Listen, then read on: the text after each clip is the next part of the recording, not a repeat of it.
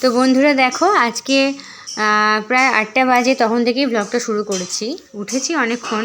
তো আমার হাজব্যান্ড রান্না করছিল, এখানে ডাল হয়ে গেছে আর বাঁধাকপি হচ্ছে।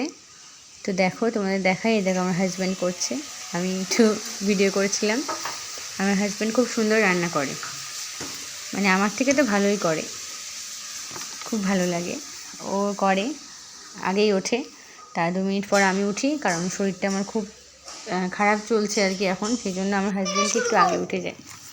তো দেখো তারপর খাওয়া দাওয়া করার পর ছেলে মেয়ে একটু ড্রয়িং করছিল, নতুন বই দিয়েছে তো এখন খুব খুশি হয়েছে, সেই জন্য যখনই মন চাইছে বলছে মা ড্রয়িং করবো দাও।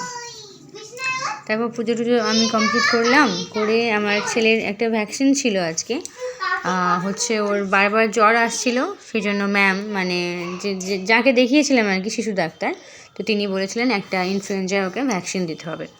তো সেই জন্য 10:30 নাগাদ বেরিয়ে পড়লাম, 11টার পর ভ্যাকসিন দেওয়া হবে। রাস্তায় যাচ্ছি, আমরা থাকি হচ্ছে নাটাগড় মল্লিক পাড়া, তো নাটাগড়ে ডাক্তার আসে আর কি। তো নাটাগড়ের উদ্দেশ্যে রওনা হয়েছি, হেঁটে হেঁটেই যাচ্ছি, কাছে পিঠেই তো, সেই জন্য গাড়ি করে যাচ্ছি না। আর ছেলেও হাঁটছে, দেখো বাবার হাত ধরে। বাবা পায়ে তো এই ছোট করেই ব্লগটা করছি আজকে। হাওয়া খাচ্ছে বাবা, বাবা হাওয়া। তো তোমরা কি কেমন আছো? ঠান্ডায় সবাই জানিও কেমন। ঠান্ডা পড়ছে হালকা, আমাদের শহরাঞ্চলে একটু ঠান্ডাটা যদিও কম, আমাদের রুমের মধ্যে আরও একটু কম, বাইরে একটু ঠান্ডাটা বেশিই লাগে।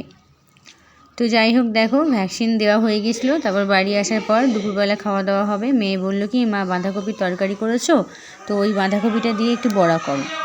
তো ওই জন্য বড়া ভাজছিলাম, বাঁধাকপি দিয়ে বেসন দিয়ে লঙ্কা ওই কালো জিরে এই সমস্ত কিছু দিয়ে বড়া তৈরি করছি। বড়া ভাজা খাবে আমার ছেলে মেয়ে, সবাই খাবে, যদিও ওরা খুব পছন্দ করে, সেই জন্য দেখো তোমরা। তো যাই হোক, আজকে ব্লগটা এটুকুই করলাম, তারপর কাল কি করব আবার তোমার সাথে শেয়ার করব, কী করলাম, কোথায় গেলাম না গেলাম, যতটা পারি করার চেষ্টা করি। খুব বড় করতে পারি না, আর আমি খুব ভালোভাবেও করতে পারি না, তোমরা জানো। যাই হোক, পাশে থেকো, সাবস্ক্রাইব করে রেখো, দেখতে থাকো, ভালোবাসা থেকো।